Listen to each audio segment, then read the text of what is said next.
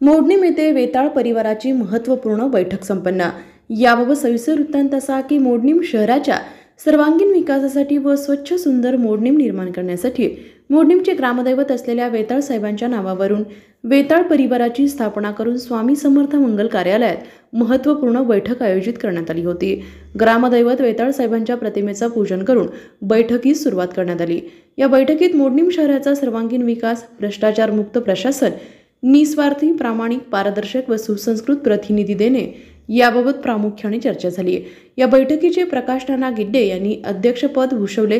तसेच सदर बैठकीसाठी हनुमंत कुंभार गुरुजी, चंद्रकांत गिड्डे, राजेश निंबाळकर, पत्रकार सतीश निंबाळकर, उदयकुमार जाधव, जयवंत ओहोळ, डॉक्टर संजय लोखंडे, धनाजी लादे, संभाजी गिड्डे, रविकांत जाधव, तोडकरी, जाडकर साहेब, उज्ज्वल माने, विजय खिलबुडे, प्रमोद गाडे, पत्रकार बाळासाहेब ओहोळ, शंकर जाधव, नाना पाटोळे, दत्तात्रय गिड्डे, प्रकाश कोळी, अमीर शेख, राहुल कुंभार, विजय पवार, महादेव थिटे, अण्णासाहेब कदम, शशी गिड्डे यांच्यासह विविध पक्षातील व ग्रामस्थ उपस्थित होते।